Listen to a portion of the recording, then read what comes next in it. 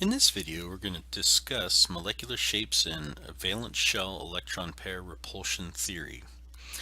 Now, up until this point, you've been drawing Lewis dot structures for these molecules, and now we're going to have to take these Lewis dot structures and see them in terms of a three-dimensional shape. Now, some of these shapes are going to be pretty easy. If you have a diatomic molecule, an atom made of, or a molecule made of just two atoms, obviously this has to be linear. And we've got atom A here, atom B here, they're joined together by the bond. The only thing this can be is linear, and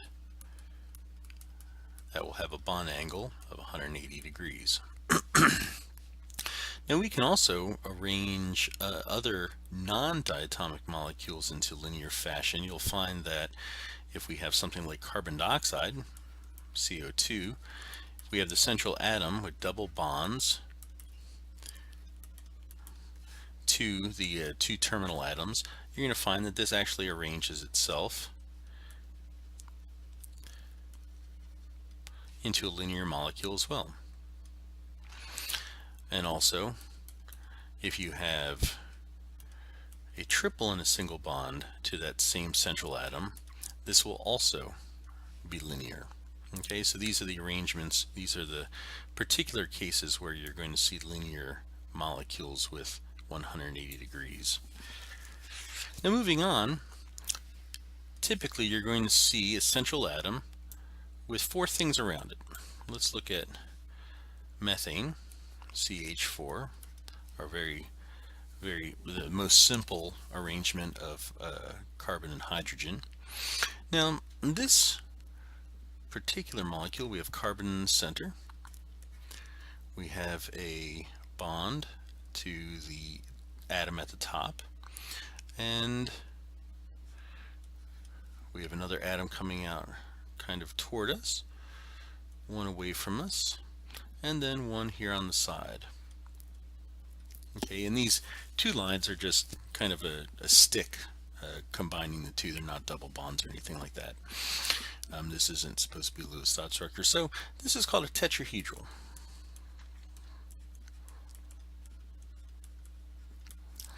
Four things around the central atom.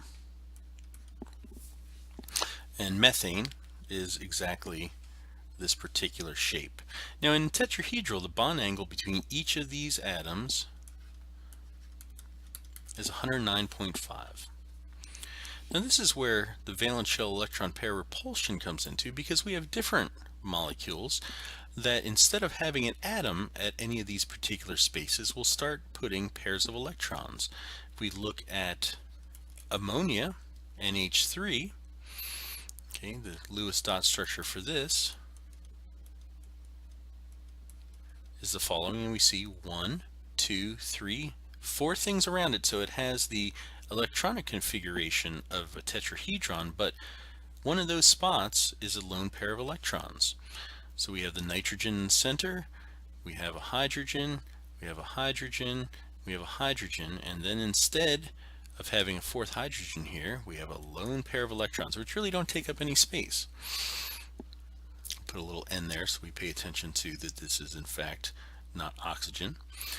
All right, in this particular arrangement we have these electron pairs, and these push these bonds and squish these bonds a little bit, a couple degrees, to 107. In the shape, we have the nitrogen at the top, and we have each of the hydrogens. This is called trigonal.